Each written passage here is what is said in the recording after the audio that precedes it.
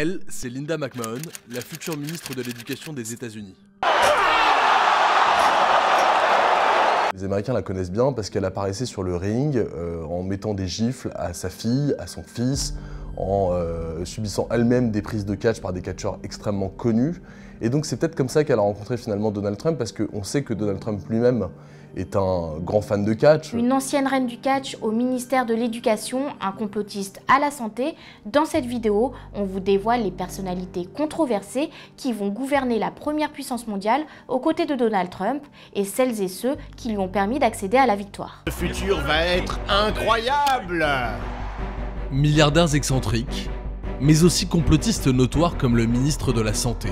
Donald Trump n'a aucune honte, aucune gêne à faire venir travailler des membres de sa famille, et surtout qui ne sont pas du tout qualifiés. Je pense que c'est Dieu qui a épargné la vie de Donald Trump.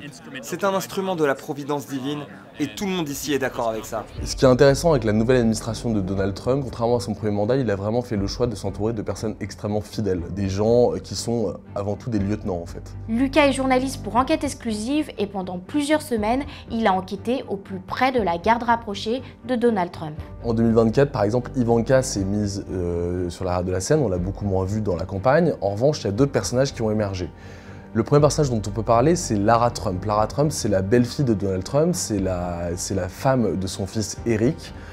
Eric qui est en charge de l'empire immobilier de Donald Trump. Lara Trump, c'est un personnage intéressant qui pourrait être nommé d'ailleurs sénatrice de Floride. Et Lara Trump, c'est vraiment quelqu'un qui défend une vision de l'Amérique qui est celle de la frange la plus radicale des Trumpistes. C'est vraiment quelqu'un qui ne cesse par exemple de rappeler que Donald Trump serait un miraculé suite à sa tentative d'assassinat en juillet 2024. On l'avait vu justement juste après cette tentative d'assassinat publier une photo sur Twitter où Donald Trump apparaissait avec une espèce de figure au-dessus de lui qui est une figure de Jésus, comme si Donald Trump avait été sauvé par Dieu, choisi par Dieu, et en tout cas que c'était un instrument en fait de la providence divine. I am here and at my house getting ready for the election night at Mar-a-Lago and the convention center. I think today we're going with straight hair. Jessica's gonna do my amazing makeup. Carrie Madison Trump, c'est la petite fille de Donald Trump, la petite fille aînée de Donald Trump. Elle mène la vie d'une jeune de 17 ans, fille de milliardaire. Elle a émergé à la Convention républicaine, qui est un événement extrêmement important dans la campagne, qui avait lieu en juillet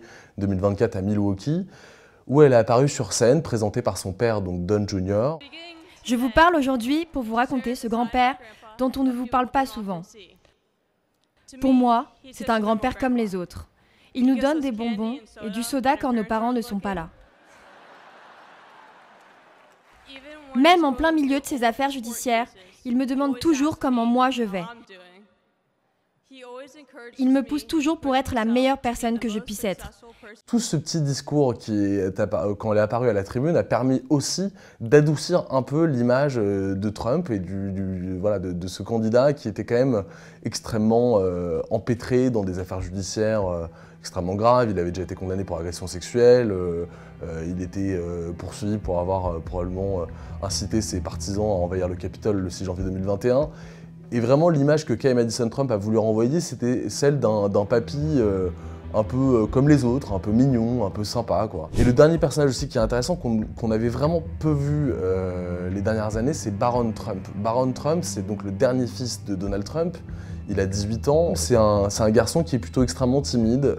Lors du premier mandat de Donald Trump, on dit qu'il se cachait systématiquement, en tout cas du regard des caméras, pour ne pas être filmé, être pris en photo, parce qu'il ne supportait pas ça. Mais en tout cas, Barron Trump, il a joué un rôle assez déterminant pour la campagne, parce qu'il a conseillé à son père d'aller faire des interviews auprès de personnes comme Joe Rogan, qui anime un podcast extrêmement suivi. Joe Rogan, c'est un ancien commentateur de MMA, c'est un podcast qui est suivi par plus de 50 millions de personnes. Je crois que c'est le podcast le plus écouté sur Spotify dans le monde. Sur les conseils de son fils Barron, Donald Trump, il est allé voir des podcasteurs comme Sioven, comme Adin Ross, qui sont des jeunes en fait, qui ont encore une fois permis de dépeindre un peu l'image presque un peu sympathique de Donald Trump et de cultiver ce dans quoi il excelle, c'est vraiment le divertissement, la petite phrase qui va faire rire la galerie et le spectacle. Et au-delà de membres de sa propre famille, Donald Trump s'est entouré de personnes au passé plutôt sombre et atypique. Parmi eux par exemple, Linda McMahon, ex-présidente du catch américain.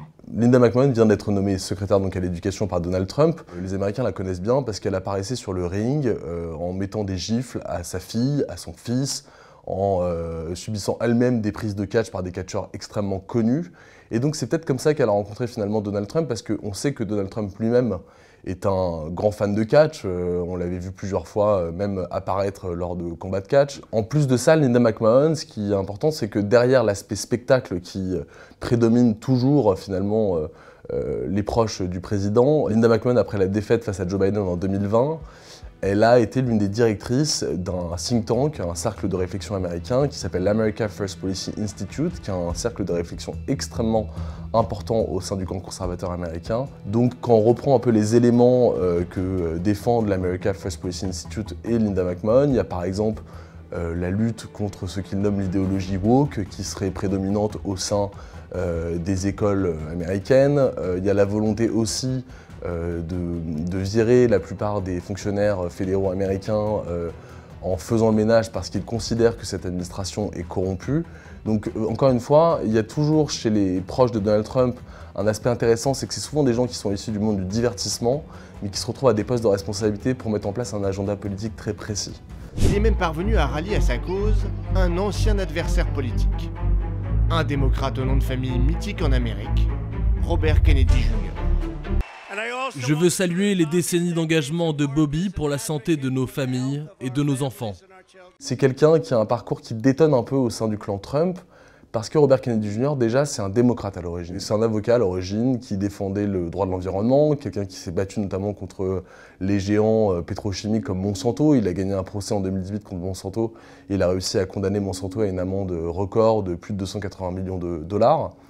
Et en même temps, Robert Kennedy Jr., c'est quelqu'un qui a été complètement désavoué à la fois par sa famille et par le camp démocrate dont il est issu, parce qu'il a multiplié ces dernières années les déclarations complotistes. Il avait déclaré que les moyens technologiques mis en place par l'État américain pour lutter justement contre la prolifération du virus étaient similaires à ceux mis en place sous l'Allemagne d'Hitler. C'est quand même une phrase qui fait extrêmement peur, et surtout quand on pense que Robert Kennedy Jr. va être le prochain secrétaire à la santé, donc il va avoir un rôle déterminant dans, par exemple, l'administration des vaccins auprès de la population américaine, sachant que lui-même ne cesse de dire que les vaccins sont responsables de la montée de l'autisme chez les enfants, alors que ça n'a jamais été prouvé, et même c'est complètement faux. Et lors de son séjour aux États-Unis, Lucas a pu rencontrer 2 membres de la garde rapprochée de Donald Trump, Bill White, dont on peut se poser des questions sur la légitimité de sa place au sein de l'administration Trump. C'est un homme qui a rencontré Donald Trump il y a 25 ans environ.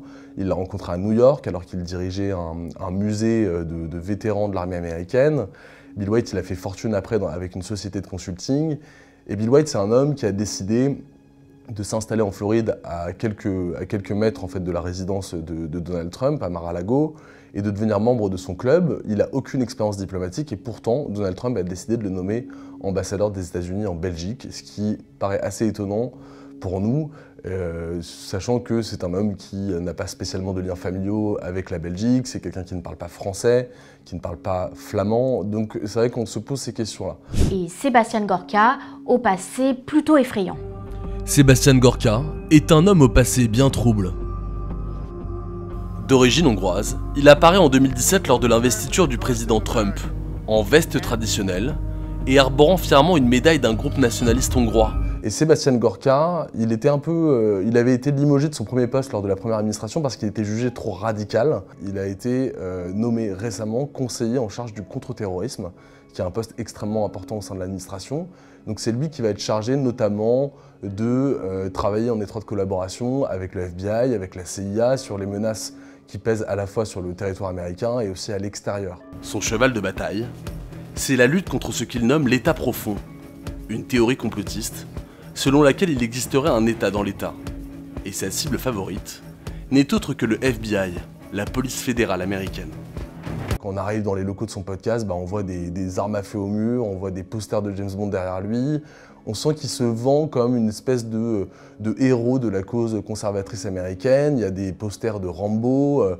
Il ne cesse de dire qu'effectivement, il faut défendre cette vision de la force, de la domination, et qu'il faut défendre cette vision-là de l'Amérique face aux ennemis intérieurs. Et ces ennemis intérieurs, selon Sebastian Gorka, c'est encore une fois les politiques woke et notamment les personnes transgenres. Au-delà du spectacle, Donald Trump il a un agenda politique. Il a vraiment envie de mettre en place un certain nombre de choses dans le pays. Si on veut prendre un peu de hauteur et se poser la question de ce à quoi va ressembler le mandat, c'est assez difficile de le dire pour l'instant, mais ce qui est sûr, c'est qu'il y a des obsessions de Donald Trump qu'il veut mettre en place. C'est vraiment la lutte contre les personnes transgenres, donc la lutte contre les communautés LGBTQIA+, c'est la lutte contre l'immigration, et c'est la volonté de recentrer l'Amérique sur elle-même. On sent vraiment que Donald Trump, vu qu'il est entouré de fidèles extrêmement dociles, il a aujourd'hui pas du tout peur de mettre en place une politique extrêmement dure qui plaît à la frange la plus radicale de son électorat. Si vous avez aimé cette vidéo et que vous souhaitez en savoir plus,